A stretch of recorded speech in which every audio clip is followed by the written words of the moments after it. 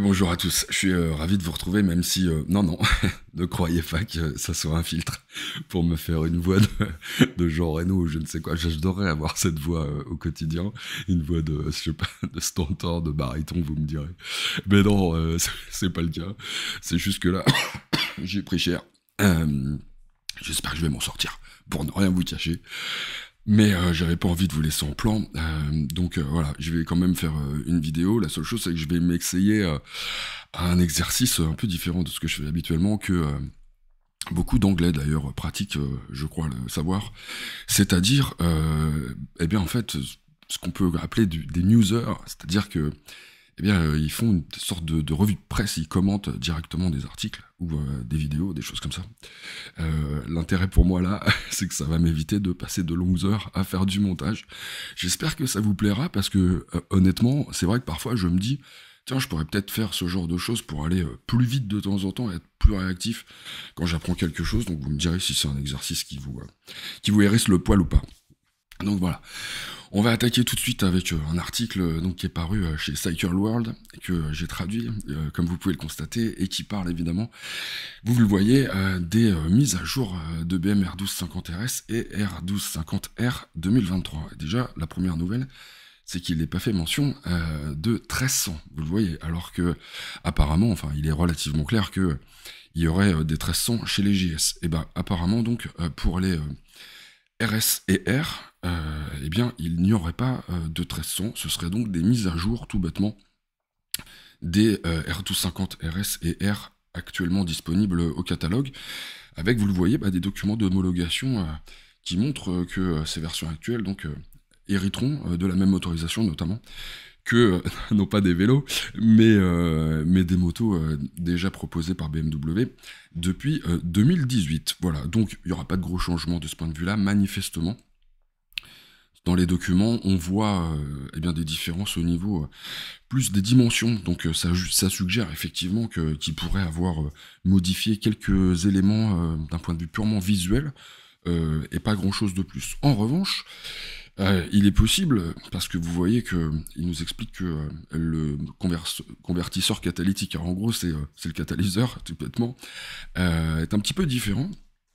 Ça suggérerait donc des améliorations au niveau des émissions de CO2 notamment, de tout ce qui est polluant. Et donc effectivement peut-être déjà en prévision de ce que moi j'ai souvent appelé Euro 6, mais qui serait en fait Euro 6B, C, D, je ne sais plus exactement, qui pourrait donc rentrer en vigueur en 2024 ou 2025. Donc voilà, il y aurait déjà en fait BM qui prendrait la mesure de ces éléments-là et qui les proposerait sur ses futures motos. J'arrête pas de bafouiller, je suis absolument navré. Ça, ça, ça ira mieux. J'espère bientôt. On passe, parce que ça par contre je ne l'avais pas vu, je le découvre vraiment presque avec vous. C'est les M1000R, et donc mise à jour de la S1000RR, donc aussi pour 2023. Donc là, vous le voyez aussi, pas de changement en termes de cylindrée. On resterait donc sur le moteur Shiftcam de 999 cm3 qu'on connaît déjà.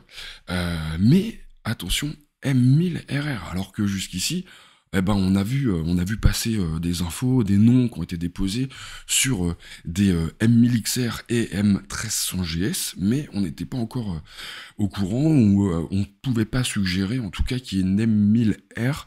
Manifestement, ce serait le cas. Donc, une version M de la S1000RR. Et ça, figurez-vous que motorcycle.com l'a découvert grâce à des documents de certification des véhicules parus en Suisse et en Allemagne qui font donc bien appel, qui font donc bien mention en tout cas de M1000R et de S1000RR. Donc peut-être une bonne nouvelle pour les fans de gros roadsters bienvenus, parce que toutes les deux donc développeraient bel et bien 206,5 chevaux à 13 750 tours minute. Alors, c'est évidemment pas ce qu'on connaît de la M1000RR aujourd'hui, mais c'est toujours plus par rapport à ce qu'on connaît sur les S1000RR actuels. Donc c'est, à mon avis, quand même une bonne nouvelle. Alors en revanche, on voit apparaître ce genre de choses certains ont commencé à publier ça en disant ouais, ça c'est les photos de la future M1000 RR. Bah figurez-vous que moi c'est quelqu'un que je suis un petit peu qui a fait ça. Comme vous pouvez le constater, on est plutôt chez Car Design là. Hein. C'est vraiment un designer que moi j'adore, qui s'amuse à bidouiller des éléments sur les motos. Et ouais, ça serait évidemment assez chouette. Mais bon, pour l'instant, c'est écrit dessus, c'est Car Design qui a fait ce design-là, donc je suis pas persuadé que ça ressemble vraiment à ça, même si, soyons honnêtes, je trouverais ça quand même super classe. Donc j'espère que ça aura un petit peu cette gueule-là. On passe à quelque chose qui me touche peut-être un petit peu plus près. Vous savez que j'adore tout ce qui est Pampa Twin. Et ben il y a Excel qui est en train, c'est moto.it qui le dit, vous voyez, c'est écrit là-haut, qui est en train de parler donc à l'arrivée prochaine d'une Excel 450 Rally à un prix attractif. Alors attractif, on va voir de quoi il parle. Déjà, bah, on va regarder un petit peu à quoi elle ressemble et vous allez voir que bah, c'est juste la classe internationale en fait, cette petite bécane. Si vraiment ça ressemble à ce genre de choses, bah franchement, je pense que ça va être super chouette. Je vais essayer de faire défiler les photos, mais je vous garantis pas que j'y arrive. J'ai l'impression que je suis en train de galérer. Il faut que j'arrive à atteindre les petites flèches. Et ben voilà, ça y est, c'est fait. Alors, vous verrez un plus petit, mais bon, vous voyez le design hyper rallye dans l'âme, comme moi j'aime, quoi. Donc ça, c'est vraiment super. Moi, j'adore ce genre de moto. Vous voyez aussi que clairement là, on a une vocation qui est clairement off-road, clairement tout terrain. Et vous allez voir qu'en termes de spécificité, ça blague pas. Déjà une petite indication là qui est rigolote à l'arrière, vous voyez, sur le garde-boue juste derrière la selle, un petit bouchon. Ça commence à sentir bon pour ceux qui ont envie de rouler un petit peu loin, un petit peu fort. Et vous allez voir que effectivement, ils ont pensé à ce type de personnage en particulier. Est-ce que je vais réussir à ressortir de ce truc? Oui, c'est parfait. Ah, malheur. Donc en fait 450, qui serait donc proposé à 6300 euros, donc en Chine, hein.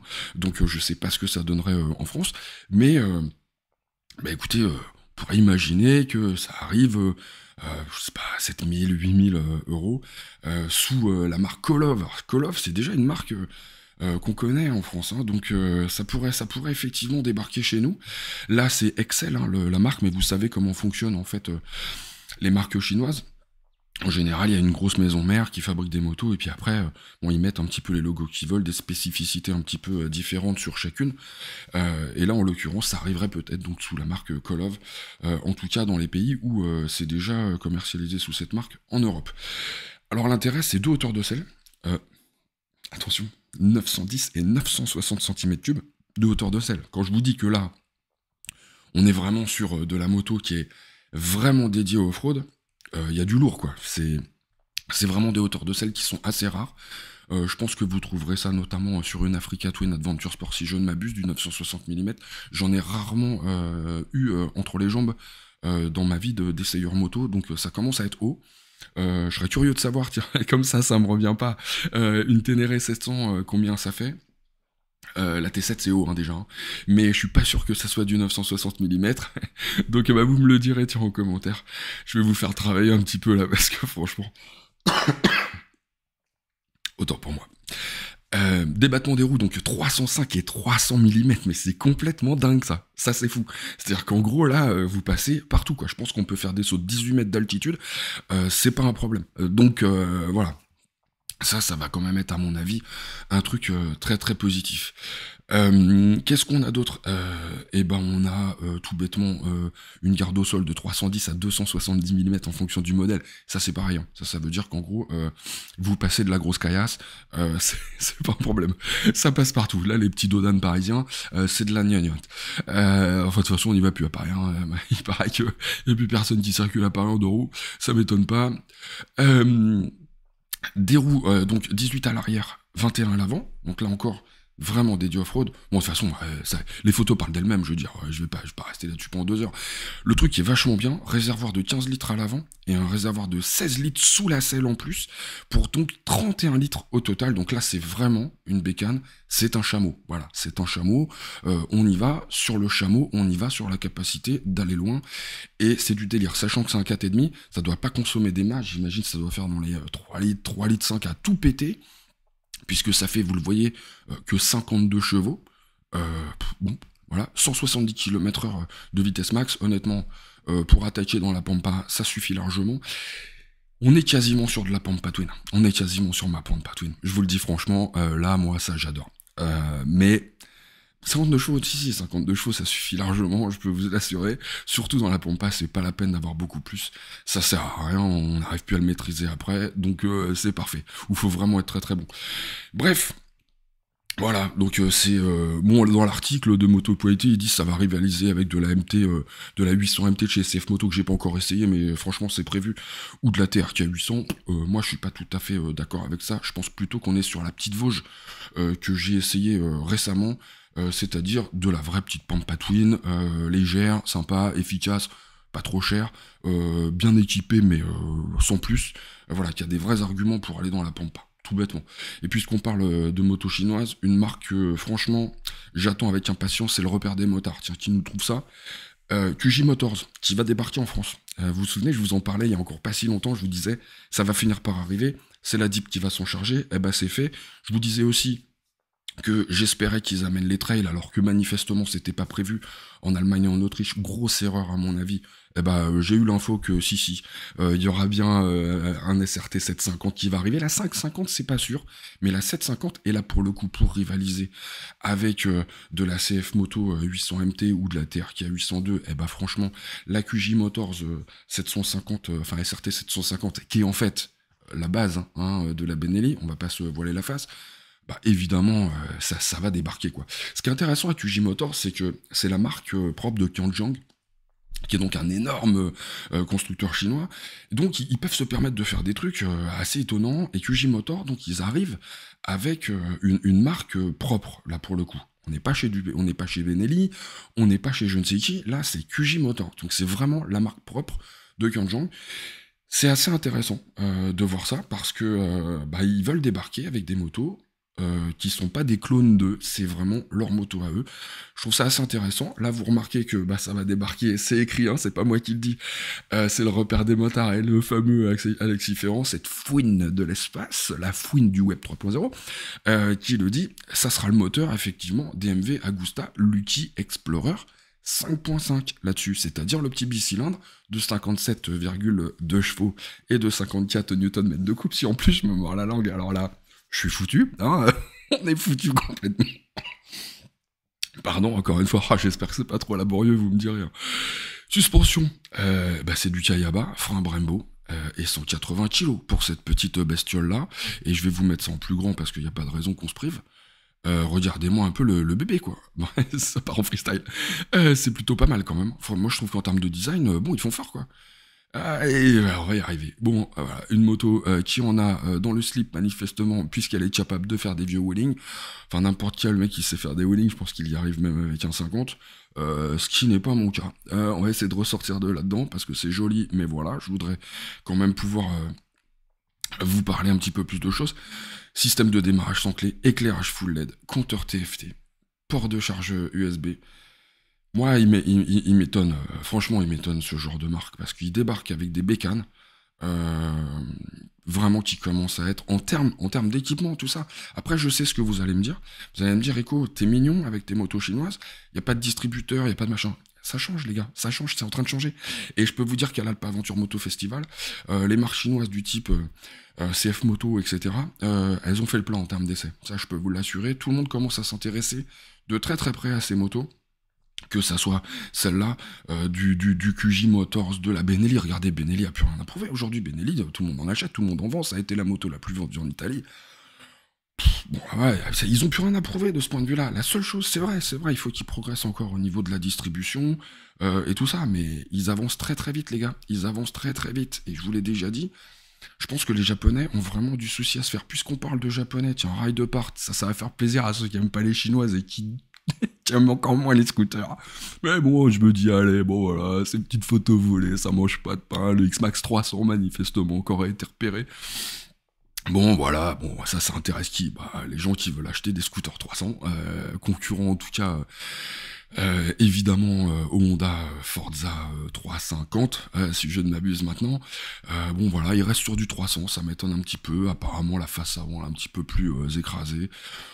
Bon, écoutez, voilà, c'est toujours bon à savoir pour ceux qui attendent du scooter de ce type-là. Voilà, ça va ressembler à peu de choses près à ça. C'est bien, c'est mignon. Je vous le montre, hein, pour ceux que ça peut intéresser. Voilà, ça mange pas de pain. Pour ceux que ça intéresse pas, je passe à ce qui m'intéresse moi aussi le plus. C'est-à-dire ce que sorti. Alors, non pas mon petit copain, oh la loose, non, mon petit copain. Non pas mon bon vieux Julien. Sur son site aderider.com, site génial, hein. Si vous n'êtes pas encore allé voir ce qu'il fait, si vous êtes à deux, allez voir parce que c'est juste parfait. En fait, ce qu'il fait, c'est génial, c'est une très très bonne idée, voilà. Consacré au A2, et uniquement au A2, c'est super, il fait parler d'autres gens, il fait parler des filles et tout. Vraiment super, très très très bon, très très bonne idée, mon bon Julien. Munzer, c'est parfait, on a travaillé ensemble sur Motor Live, je suis ravi de voir à quel point tu cartonnes maintenant tout seul de très propres ailes, et ça me fait vraiment plaisir. Donc voilà, c'est actumoto.ch, nos copains suisses qui ont en fait découvert cette moto en se baladant dans les Alpes, les amis. En revenant, c'est écrit, hein, je vous le lis, en revenant du rallye Hard Alpitour 2022 par la France. Et ouais, elle était en France. Nous sommes tombés sur un shooting photo et vidéo qui était focalisé sur une moto qui ne nous semblait pas familière. Bah tu m'étonnes, tu m'étonnes. Ouais, c'est ça ou une marmotte, c'est pareil quoi. Quand on croise une, tu t'arrêtes quoi. Bon, c'était une version apparemment prête à être produite en série, ou peu s'en faut, d'un nouveau modèle qu'Honda devait présenter cet automne, cet automne avec, vous le savez, la Hornet, la nouvelle Hornet 7,5, puisqu'elle devrait partager la même architecture. Et donc on est bien sur la XL 750 Transalp 2023 manifestement, qui sera, si vous voulez, voilà, l'enfant terrible, l'enfant caché, ou pas caché d'ailleurs maintenant, en tout cas elle l'est un peu moins, de la CB500X et de la Africa Twin. Si ça les gars, c'est pas ma Pampa Twin, je m'y connais pas.